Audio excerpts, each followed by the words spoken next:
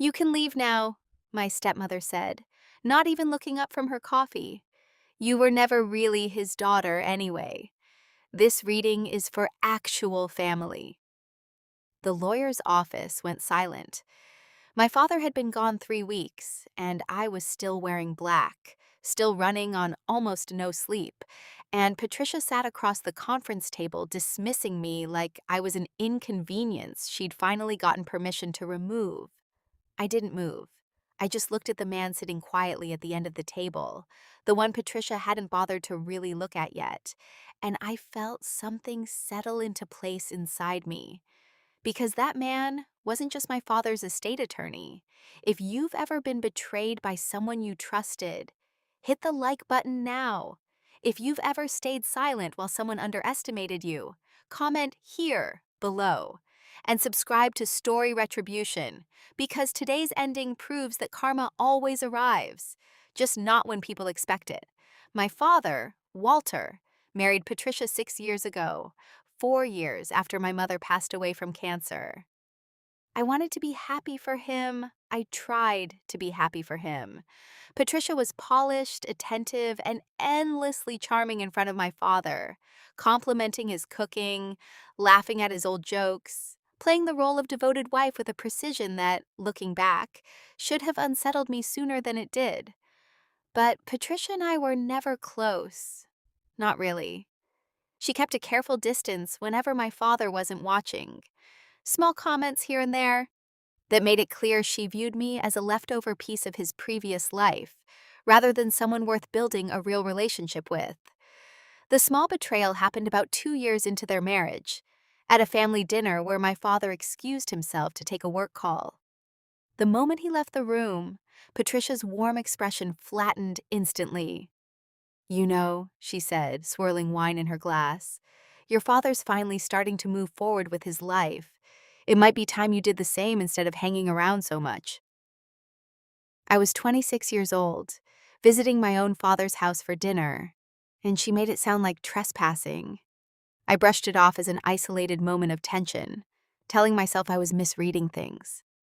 The bigger betrayal, the one I still have trouble fully accepting, began about 8 months ago, when my father started experiencing strange, unexplained health issues, dizziness, nausea, occasional confusion that his doctors initially attributed to stress or early signs of a heart condition. He grew weaker over several months, despite tests that never quite pinpointed a clear cause. I visited more frequently during this time, worried, watching my father decline in ways that felt inconsistent with what his doctors were describing.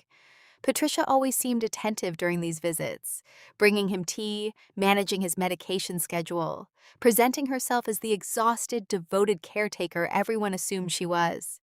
Something about it never sat right with me.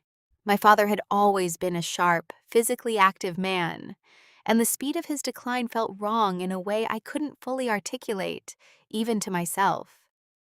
About 4 months ago, during one visit, I noticed something small but strange: a bottle of medication in the kitchen cabinet that didn't match anything on my father's actual prescription list, sitting slightly hidden behind his usual bottles.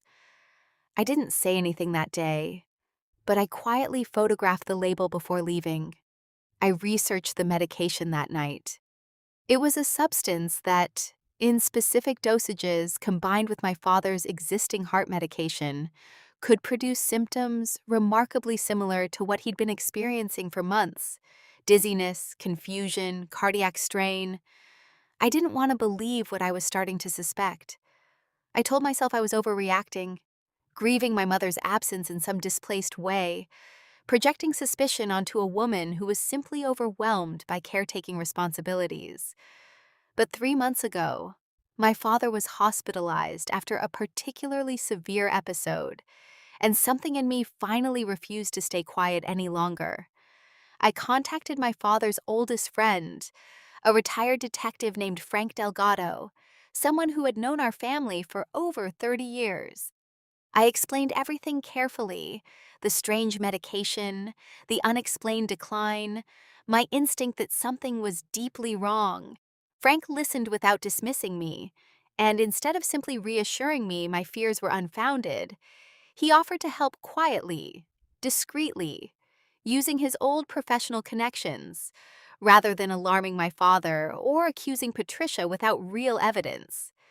Frank suggested installing a small legal home security camera in the kitchen, framed to my father as a general safety measure for peace of mind after his hospitalization, something reasonable enough that Patricia wouldn't question it.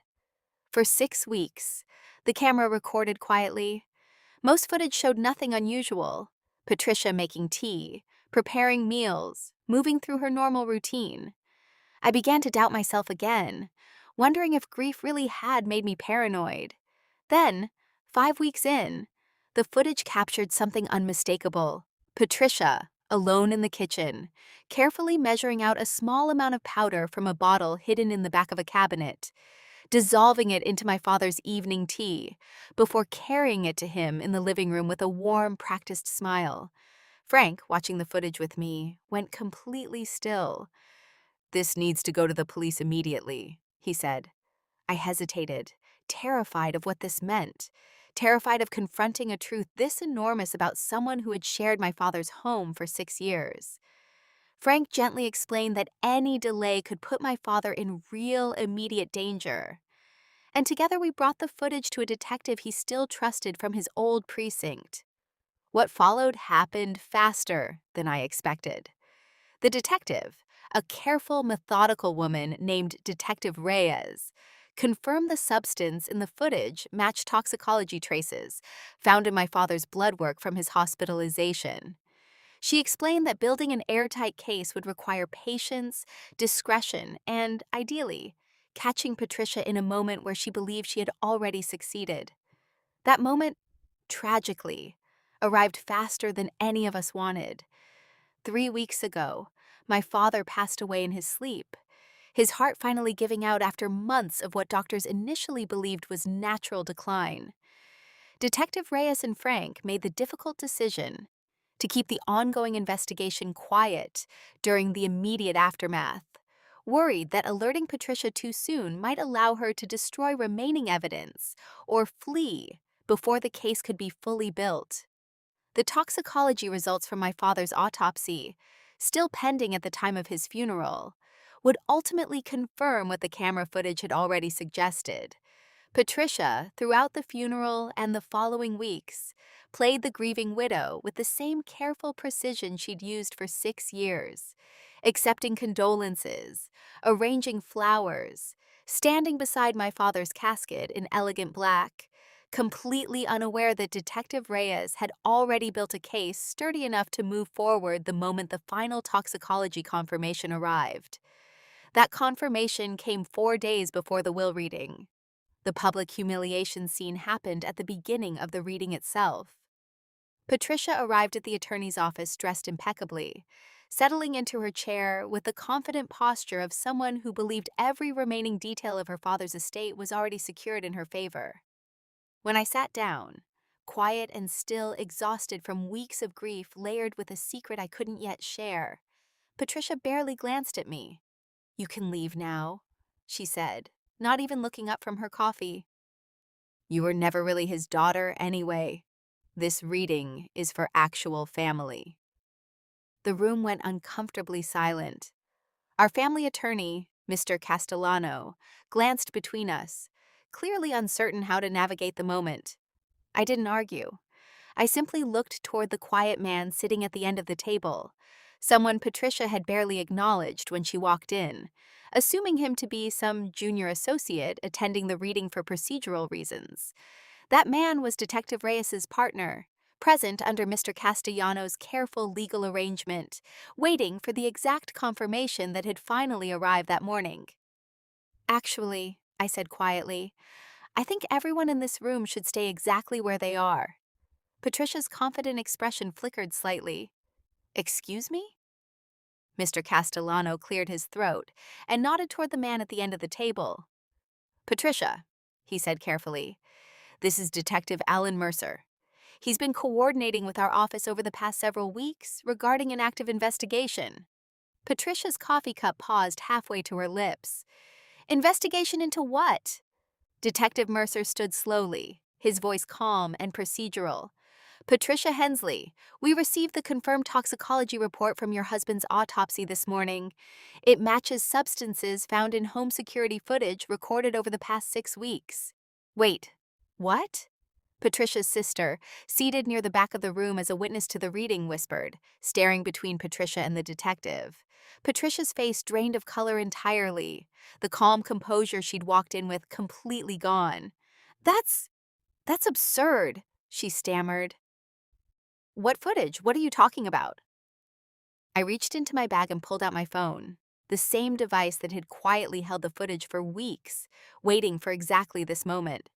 This, I said, my voice steady despite the way my hands were shaking, is footage from a kitchen camera recorded 5 weeks ago, showing you adding something to my father's tea. I turned the screen toward the table, though I didn't press play, unwilling to relive it again in front of everyone.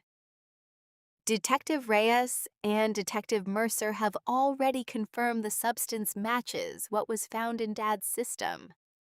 Patricia stood abruptly, her chair scraping loudly against the floor. This is insane. You're accusing me of… She stopped herself, unable to finish the sentence out loud in front of the room. Poisoning your husband, Detective Mercer finished quietly. Yes, we have sufficient evidence to place you under arrest. The room had gone completely, devastatingly silent. Patricia's sister sat frozen, hands pressed over her mouth. Mr. Castellano set down his pen, his expression grim. I want a lawyer, Patricia said, her voice shaking now, all the polished confidence stripped away entirely. You're entitled to one, Detective Mercer said calmly, stepping forward.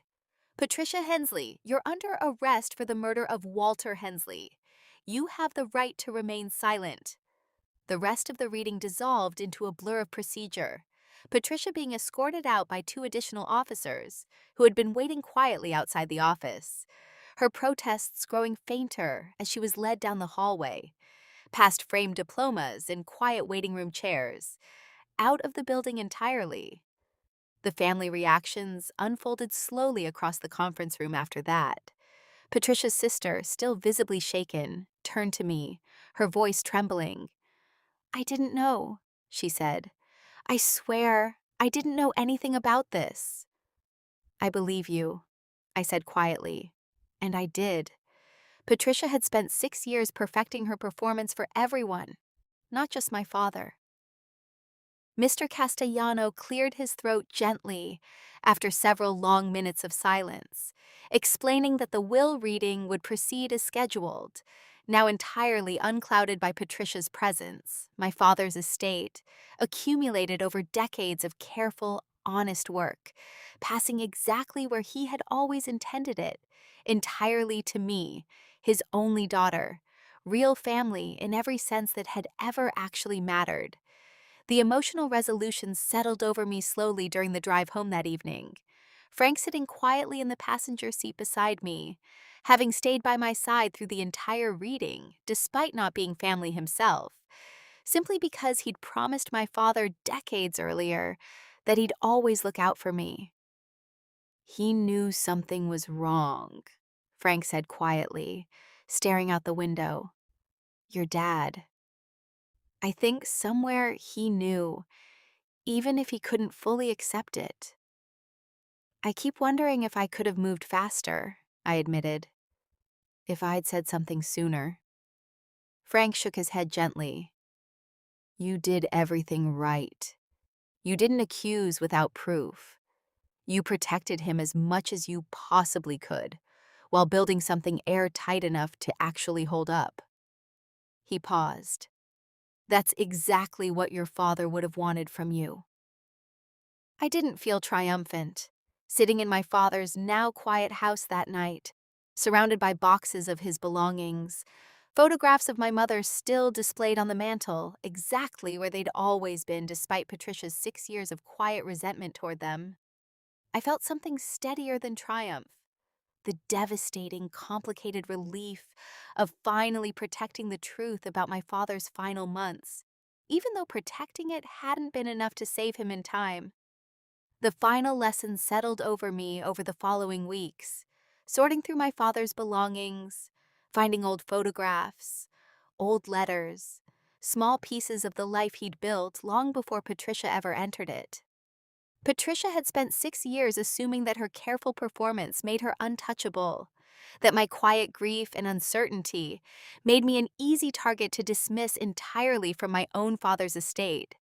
She mistook my patience for weakness, my hesitation to accuse without proof for something she could exploit indefinitely, never imagining that the stepdaughter she'd spent years quietly pushing aside would eventually build a case precise enough to end her carefully constructed life in a matter of minutes. I never raised my voice in that conference room. I never called Patricia a murderer out loud, never listed every quiet dismissal she'd delivered over 6 years. I let one piece of footage and one confirmed toxicology report do what 6 years of unease never could: reveal the truth completely, undeniably, in the exact room she believed she had already won. Karma doesn't announce itself with shouting. It doesn't arrive the moment betrayal happens. Sometimes it waits patiently, gathering evidence quietly through a kitchen camera, until the exact moment someone tells you that you were never really family, in the very room where the truth was about to prove otherwise. If this story resonated with you, hit that like button right now. Tell me in the comments, what would you have done in my situation? If you enjoy stories about family betrayal, emotional drama, shocking revenge, and the justice that always finds its way back, subscribe to Story Retribution and turn on the bell so you never miss the next story. Tomorrow's story might be even more unbelievable. See you then.